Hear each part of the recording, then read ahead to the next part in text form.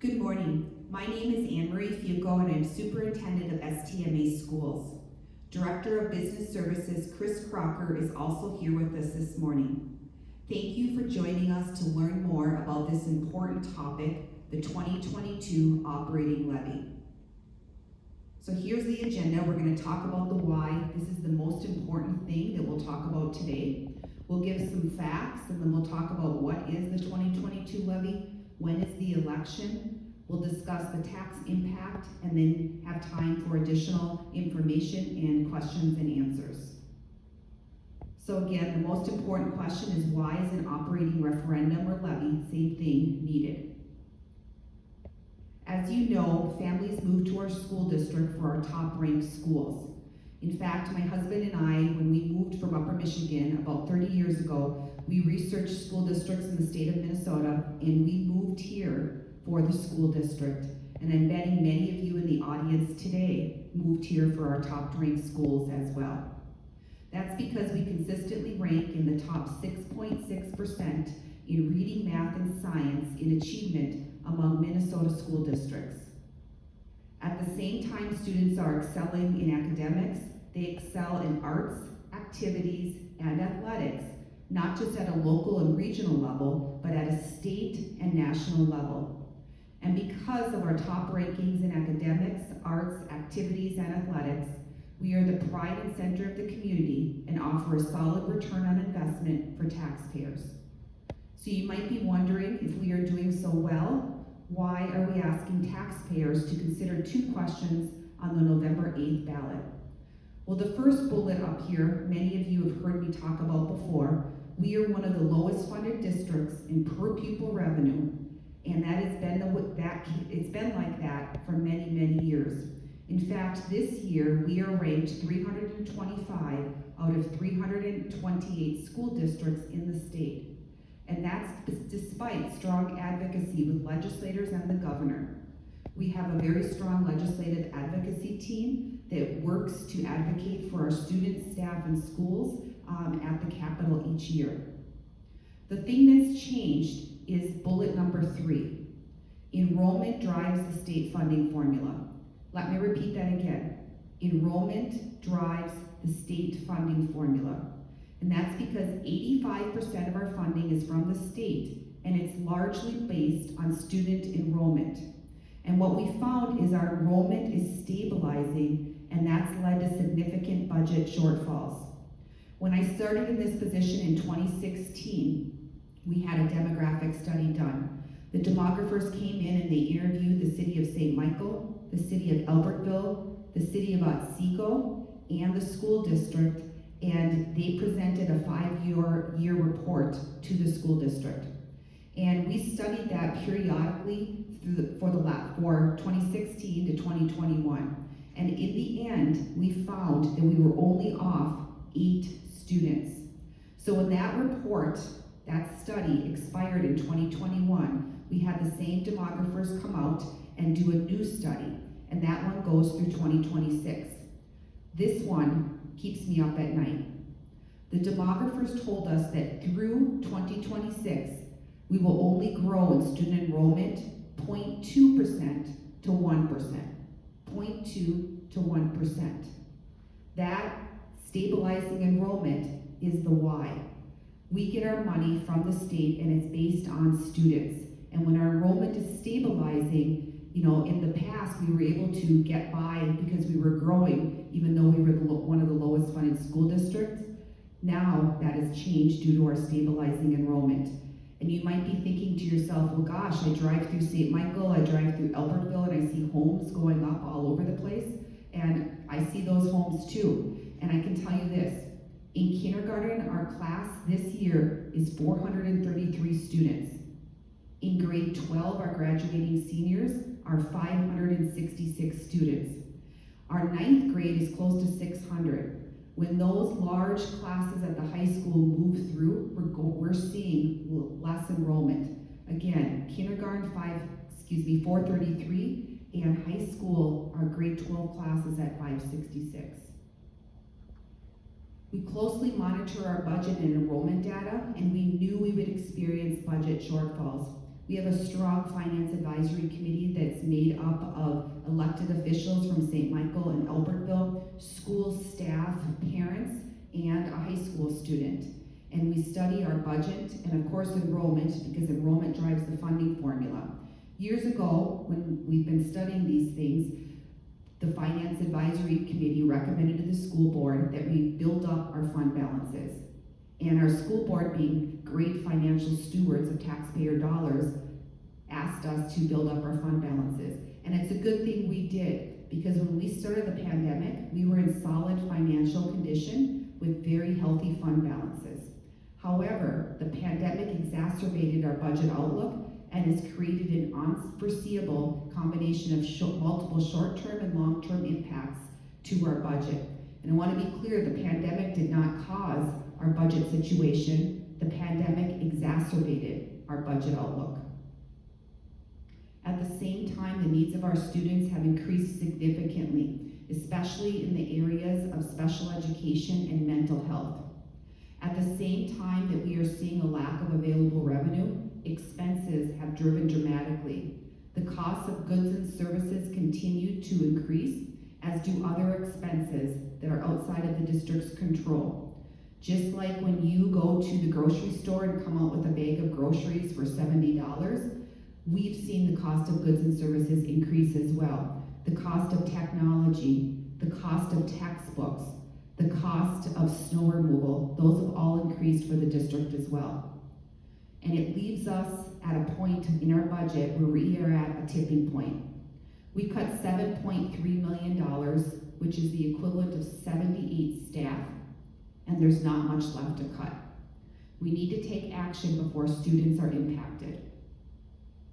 A couple of quick facts. STMA is one of the few districts that does not have a voter-approved operating referendum. In fact, 70% of Minnesota districts have a voter-approved operating levy. STMA is not one of them.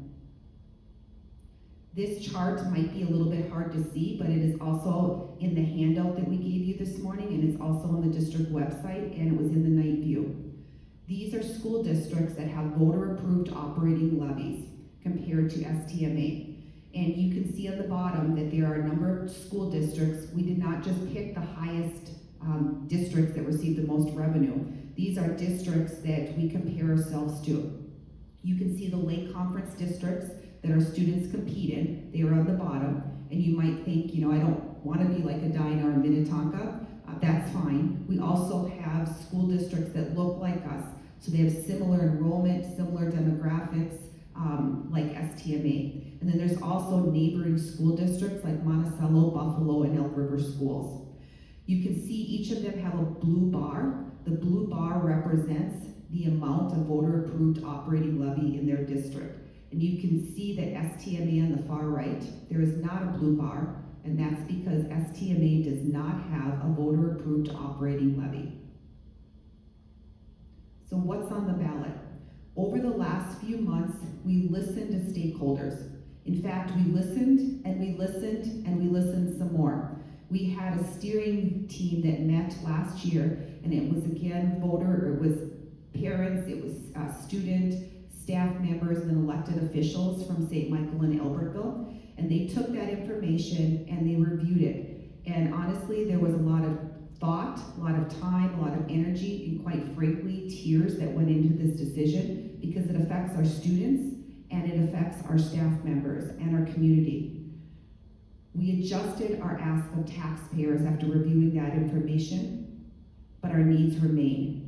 We have high class sizes and many needs across the district, but we're asking for less. We're asking voters to consider a consistent and sustainable source of local revenue that focuses on students in the classroom. Remember, operating levies are for learning. Levies are for learning. Bonds are for buildings. This is an operating levy. School levies, unlike city and counties, we have to ask voters to approve them. Cities and counties do not. We're confident that if even one of the levy questions pass, we will not need to do additional cuts for the foreseeable future. So now I'm going to turn the mic over to Director of Business Services, Kris Crocker, and she's going to walk through the specifics of the operating levy. Good morning. For reference, the question on the ballot last year was one question. It was for $1,195 per student. It was for a term of 10 years, and the question did include inflationary increase annually. Dr. Foucault mentioned that we worked with the steering team and we listened to a lot of feedback and we adjusted. And so what you will see on the ballot this fall, which is on the back of the handout that we gave you this morning, there are two questions. Both questions are for 4 years, asking taxpayers to commit to a relatively shorter period of time. We heard that 10 years was too long last year. Inflation is not included in the questions this fall. And something to note is that there is state equalization aid for operating referendum or levy revenue. And so in our case at STMA, the state would contribute approximately $1 million in state aid, and the remainder of an operating levy, should one pass, would be what's spread to taxpayers. The question 1 on the ballot this fall is for $756 per student, approximately $5.2 million in revenue to the school district. So as I mentioned, the state aid, we would receive approximately $1 million of that from the state in aid, and the remainder, 4.2, is what would get spread to taxpayers. The bullet points on this slide are to give examples of what the district could do should one of the questions or both questions pass, but ultimately would be decided by the school board through our budget process this next year. So you can see under question 1 there, we could maintain current programming. Dr. Foucault mentioned that we would not have to go through further budget cuts should question 1 pass. We could also restore the walk zone and add about 8 staff to help decrease class sizes.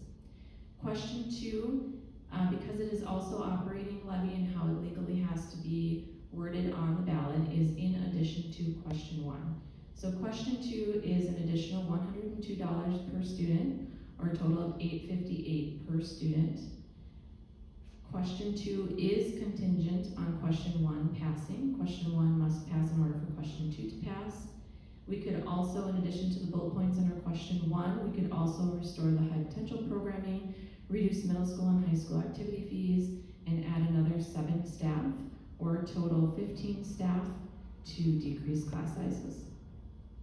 Another piece of feedback that we heard was giving taxpayers a choice, and so that steering team had a priority of having at least 2 questions on the ballot this fall. This is on the back of the handout that we handed out, as well as it was included in the night view. The ballot language for school districts is very defined in state statute, what that language needs to be on the questions, and so we tried to include other information on here to help understand what it means in the question and what it means to the school district. A lot of the information we're covering in this presentation. So what may happen if we do nothing? We currently have budget deficits projected for next school year, so if we do nothing now, we would be going through another round of budget cuts this next budget cycle, negatively impacting students and the reputation of the school district. We would potentially be reducing 30 to 35 more full-time staff positions, and which would result in increasing class sizes again, eliminate middle school athletics and activities, and reduce high school athletics and activities in some areas as well. Again, it's important to note that these bullet points would be ultimately decided and approved by the school board through our budget process. What is the tax impact of the ballot questions this fall?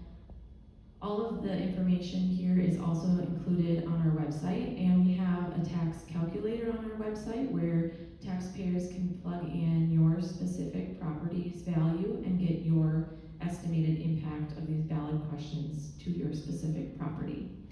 We worked with our local assessors, and currently the average home value in STMA is around $350,000. So as an example on this slide is what the impact is on question 1 and question 2 for a home valued at $350,000. Question 1 for $756 per student is an annual increase of $555 a year or $46 a month. Question 2, the additional $102 per student is an additional $8 a month. In total, estimated increase is $644 a year or $54 a month. Again, on that $350,000 market value home. When will voters decide? Election day is November 8th. We have this information linked on our website as well if people need to identify their polling location. Early and absentee voting is currently running right now. A little bit of additional information. I mentioned a few things on our website. We've put everything on our levy website. I mentioned the tax calculator. We also have a frequently asked questions page.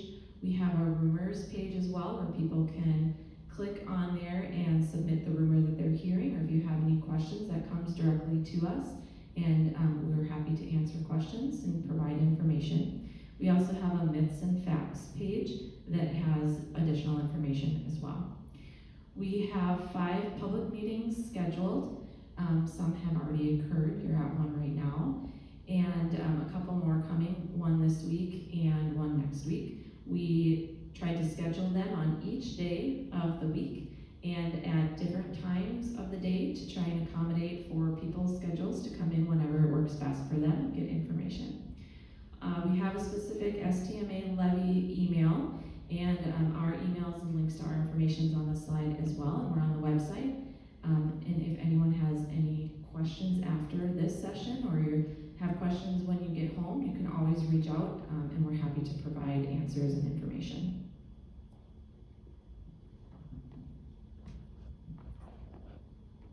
All right, so in closing, we will continue to put students first. We're committed to our strong tradition of excellence, being a great overall return on investment for taxpayers, and continuing to be one of the best school districts in the state of Minnesota. On behalf of the school district, I want to thank you for joining us this morning to get information about this important voting issue. The information we shared can be found on the district website. The district cannot take a stance for or against the operating levy, but we encourage you to vote based on what is best for your family. We will now open it up to questions.